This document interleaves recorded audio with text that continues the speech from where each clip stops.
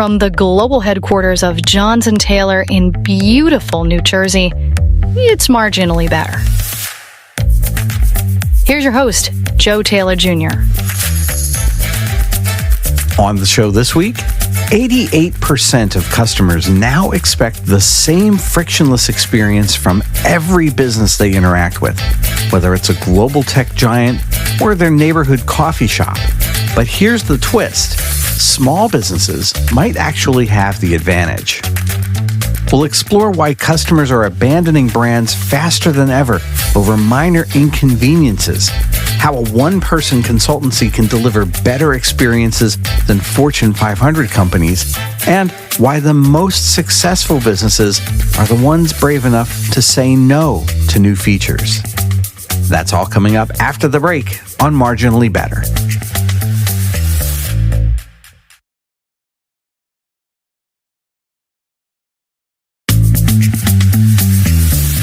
Welcome to Marginally Better, a show about business, innovation, and the American economy. I'm Joe Taylor Jr.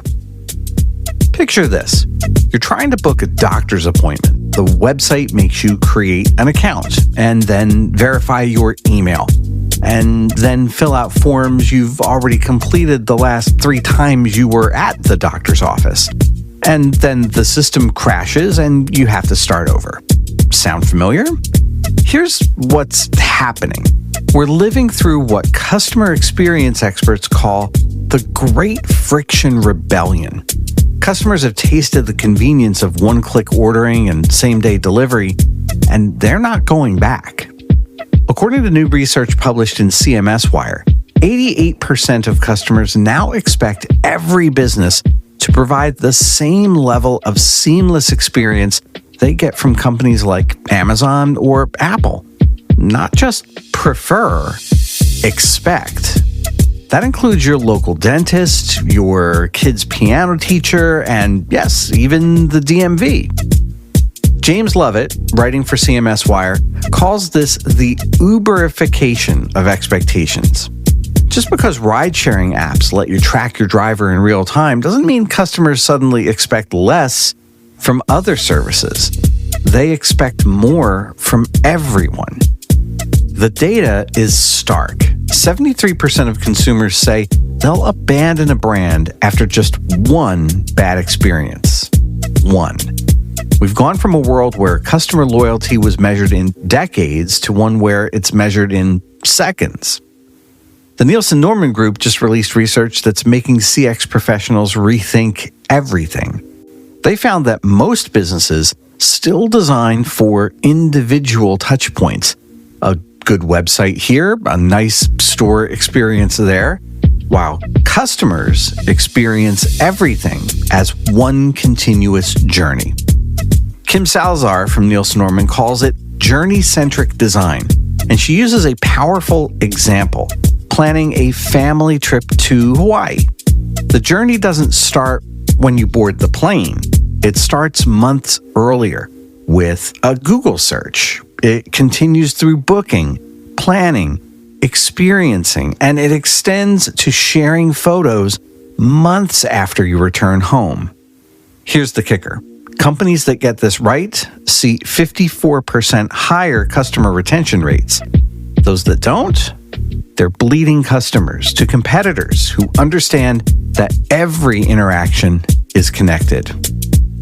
Daniel Newman, writing on the Forbes Tech Council channel, shares a sobering statistic.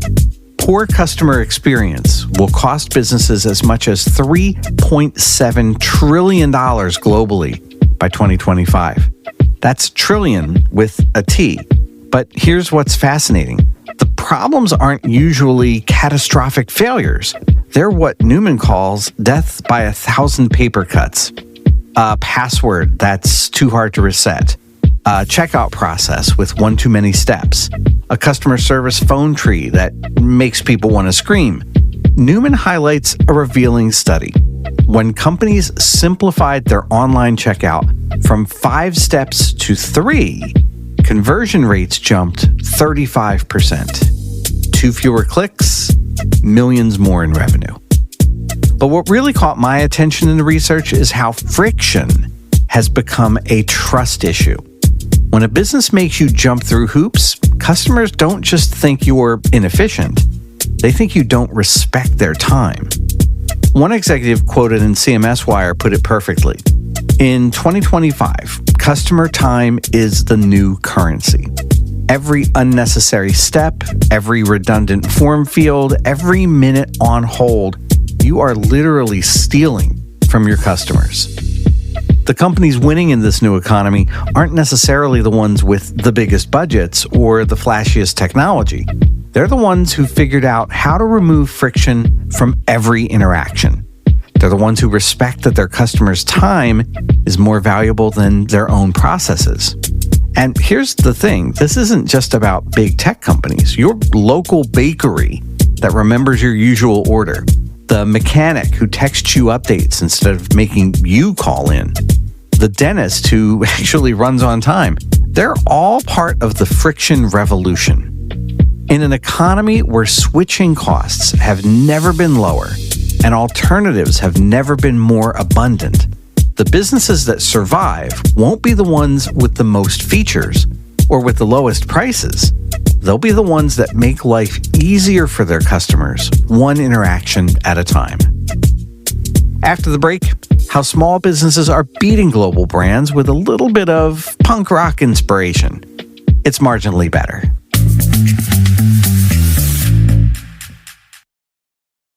You know what drives me crazy? Beautiful websites that don't actually work. I'm Joe Taylor Jr. I see this all the time in my work at our user experience agency, Johns & Taylor. Here's what I've learned after more than 20 years of building websites. Most organizations approach this backwards. They jump straight into pretty mock-ups or use DIY site builders without understanding what their site actually needs to accomplish. That's why my team and I start with strategy, not just aesthetics. We've cracked the code on building websites that are both beautiful and functional.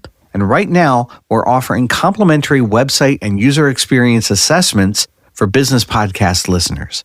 No sales pitch, just honest feedback about what's working on your site and what isn't. If you're tired of a website that looks good but doesn't deliver results, visit makethewebsiteworkforme.com. Discover what your website could really accomplish. makethewebsiteworkforme.com.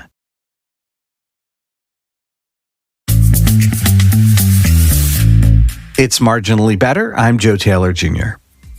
Let me tell you about Maria Rodriguez. She runs a one-woman accounting firm in Tucson, Arizona.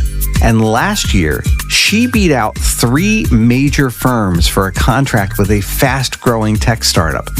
Not because she was cheaper, not because she had better credentials, but because she answered her phone. I know that sounds ridiculous, but stay with me. The startup's founder, let's call him Dev, had spent 2 weeks trying to get basic questions answered from the big firms. Email autoresponders, scheduling links for calls 3 weeks out, junior associates who couldn't answer simple questions without checking with the team. And then Dev called Maria. She picked up on the second ring. "Hi, this is Maria. How can I help you?" 15 minutes later, she'd answered all his questions, outlined a plan, and scheduled a follow-up for the next day. Not the next month, the next day. This story, documented in CXM Today's research on small business customer experience champions, illustrates something profound. In the age of automation and scale, being small might actually be an advantage. Adrian Swinsko, author of Punk CX, puts it this way in his interview with CXM Today. Small businesses can outmaneuver larger competitors because they're closer to their customers. They can make decisions faster, adapt quicker, and most importantly, they can be human. The numbers back this up. CX Network's research on brand growth found that small businesses consistently outperform large corporations in key experience metrics. Why? Because when the business owner is often the one answering the phone, taking the order, or responding to the complaint, every interaction carries weight. But here's where small businesses often stumble. They think customer experience measurement is something only big companies with big budgets can do. They picture expensive software, complex dashboards, and teams of analysts. Sarah Thompson, writing for CMS Wire, explodes this myth. She highlights that the most powerful CX metrics for small businesses are often the simplest. How many customers come back? How many refer friends? How long did they stay with you? Thompson shares the story of a small fitness studio that discovered something fascinating. They'd been obsessing over their Net Promoter Score, sending surveys after every class. The response rates were terrible, and the data wasn't actionable. And then they tried something different. They just tracked who brought friends to class. Turns out, 40% of their new members came from personal referrals. No surveys needed, and the behavior told the whole story. Here's what really separates small business CX champions from everyone else: integration. When you're small, you can't afford silos. The person who takes the order might also pack it, deliver it, and follow up to make sure everything's perfect. CXM Today profiles a small e-commerce business selling handmade jewelry. The owner, Patricia Chen, personally writes thank you notes with every order. Not on printed cards, handwritten notes. She includes care instructions, styling tips, and sometimes even a piece of candy. Her repeat purchase rate, 67%. The industry average is 23%. When a customer had an issue with a clasp breaking, Patricia didn't just send a replacement. She overnight shipped it with an upgraded chain and a handwritten apology. That customer has since spent over $3,000 more with her business and refers everyone she knows. But perhaps the biggest advantage small businesses have is speed. CX Network's research found that customer expectations for response time have compressed dramatically. In 2015, customers expected email responses within 24 hours. Today, they expect responses within 1 hour. Large companies struggle with this. They've got layers of approval, complicated systems, scripts that must be followed. But Maria, from our opening story, she can make decisions instantly. She doesn't need to check with legal or run it by corporate. She just solves problems. Of course, being small has its challenges. Tom Collinger from CXM Today notes that small businesses often struggle with what he calls the growth paradox. The very things that make them special, personal service, flexibility, owner involvement, become harder to maintain as they grow. He shares the story of a beloved local restaurant that expanded from 1 location to 5. Suddenly, the owner couldn't be at every location. The personal touch that made them special started to fade. Customer satisfaction plummeted. But here's what's interesting. The restaurants that successfully scaled didn't try to replicate the owner's presence. Instead, they empowered their teams to act like owners. They gave them authority to comp meals, to go off script, to solve problems creatively. One surprising finding from that research, small businesses that try to compete with big companies on technology usually lose. But those that use technology to enhance their human advantage, they win big. CMS Wire profiles a small bookstore competing with Amazon. They didn't try to match Amazon's selection or pricing. Instead, they created a simple text messaging system. Customers text what they're looking for, and within minutes, a real human, usually the owner, responds with personalized recommendations. Sales are up 40% year over year, not because they out-teched Amazon, but because they out-humaned them. Here's the final piece that makes small business CX so powerful: trust. CX Network's research found that 78% of consumers trust small businesses more than large corporations. They believe small businesses care more, try harder, and value their patronage. This trust creates what researchers call a forgiveness buffer. When a small business makes a mistake, customers are more likely to give them another chance. When a large corporation makes the same mistake, those customers are gone. Maria, our accountant from Tucson, summed it up perfectly in her interview. Quote, My clients know that when they call, they're getting me. Not a call center, not an AI, not someone reading from a script, just me, ready to help. In a world of automation and frustration, that's become my biggest competitive advantage, unquote. The lesson for small businesses is clear. Don't try to be a smaller version of a big company. Be the best version of a small company. Your size isn't a limitation. It's your superpower. Use it wisely. After the break, 3 questions that you can use to delight your customers. That's next on Marginally Better.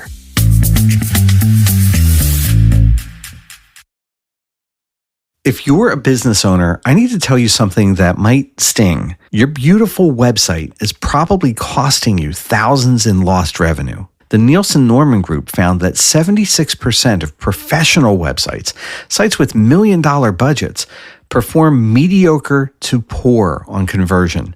And if you built your site on Squarespace, Wix, or GoDaddy, your conversion rate is probably half of what it should be. Research shows the average business website can improve conversions by 35% or more just by fixing a few basic problems. I'm launching a new podcast called Website Reality Check. 10 episodes, each one walking you through research-backed fixes you can implement yourself, even on DIY platforms. Get free access to the first episode at websiterealitycheck.com. Stop leaving money on the table with websites that look great but don't convert. That's websiterealitycheck.com.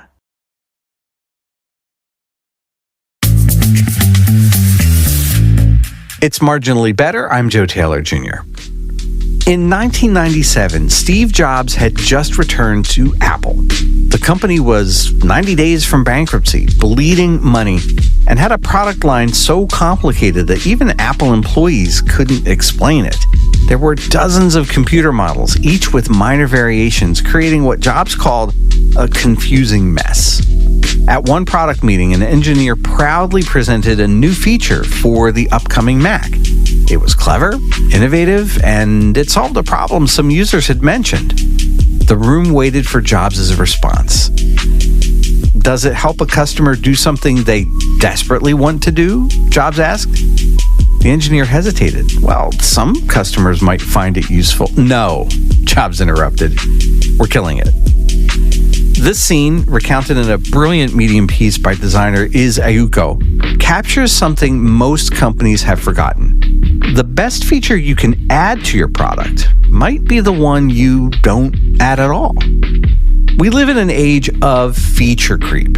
Every app wants to be a super app. Every product wants to do everything. Your meditation app now wants to track your sleep and monitor your exercise and somehow become your social network. Your note-taking app aspires to also be your calendar and your task manager and your second brain and maybe your third brain. But here's what's fascinating. While companies are adding features at record pace, customer satisfaction is dropping. As James Moss writes in his Medium analysis, quote, "We've mistaken more for better, complex for sophisticated, and features for value," end quote. He shares a telling example. Microsoft Word has over 1,500 features. The average user, they use about 20. So that means 98.7% of the product's functionality is ignored by most people. Yet every year, more features get added. Why does this happen? Moz identifies what he calls the product manager's dilemma. You're tasked with improving the product, and the easiest way to show improvement? Add something new. A new button here, a new option there. Pretty soon, you've created a monster. He tells the story of a startup that built a simple invoicing app, and it did one thing brilliantly: create and send invoices. Customers loved it. And then the feature requests started rolling in. Could it also do expense tracking? What about time tracking? Inventory management? 2 years later, the app did everything adequately and nothing excellently. Customer churn skyrocketed. new users were overwhelmed. The founders eventually sold the company for a fraction of what they'd been offered when it was simple. Remember when Instagram was just about sharing square photos? No stories, no reels, no shopping, no messaging, just photos. The constraints forced creativity. The simplicity made it accessible, and it grew to 1 billion users doing essentially one thing well. Today's Instagram, it's trying to be TikTok, YouTube, Facebook, and Snapchat all at once, and while it's still successful, user sentiment has shifted. I just want to see my friends' photos has become a common refrain. So how do you avoid feature creep? Ayuko shares Jobs' 3-question test that every new feature had to pass. 1, does it help users do something they desperately want to do? 2, can we do it better than anyone else? 3, does it fit with the soul of our product? If the answer to any of these was no, the feature died. No committee meetings, no let's test it and see, just no. Now, this led to famous decisions like removing the floppy drives from the iMac because who ended up needing them in the internet age? And later removing the headphone jack from the iPhone, which makes sense if you believe the future is wireless. Controversial? Absolutely, but each decision pushed users toward a simpler, more focused future. The most powerful insight from both articles is this: saying no requires more courage than saying yes. It's easy to add a feature. It's hard to protect simplicity. Consider In-N-Out Burger. While every other fast food chain has breakfast menus, chicken sandwiches, salads, and seasonal specialties, In-N-Out has stubbornly maintained essentially the same menu since 1948. Burgers, fries, shakes, that's it. When asked why they don't add chicken or fish, the company's president once said, "We do one thing and we do it better than anyone else." Result? They have cult-like customer loyalty, lines around the block, and revenues per location that dwarf their more innovative competitors. And I can tell you from personal experience, the first thing I do whenever I touch down to California is head to an In-N-Out. By saying no to menu expansion, they've said yes to quality, consistency, and simplicity. Here's where this connects back to our earlier discussion about small businesses. When you're small, you can't do everything. You don't have the resources. This constraint, which feels like a disadvantage, might be your greatest asset. That accounting firm we talked about, Maria does not try to be PwC. She does small business taxes, period. Not corporate restructuring, not international tax law, not cryptocurrency, just small business taxes. And she's booked solid. So here's my challenge to you. Look at your business, your product, your service offering. What could you remove? What features are you maintaining that less than 20% of your customers use? What services are you offering because a few people asked, not because it's core to who you are? Now, channel your inner Steve Jobs and be ruthless. Kill features. Simplify offerings. Focus relentlessly on what matters most to most of your customers. Because in a world where everyone's trying to do everything, the businesses that thrive will be the ones brave enough to do just a few things extraordinarily well. As Jobs said in that 1997 meeting, quote, "I'm actually as proud of the things we haven't done as the things we have done. Innovation is saying no to 1,000 things," end quote. So what will you say no to today?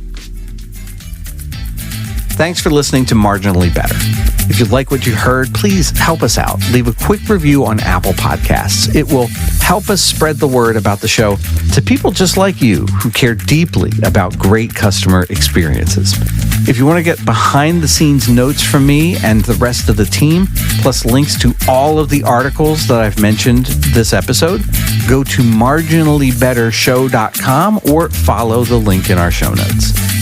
Marginally Better is a Calufrax radio production. Our producer is Nicole Hubbard, with research by Connie Evans. I'm Joe Taylor Jr. Calufrax, mean little planet.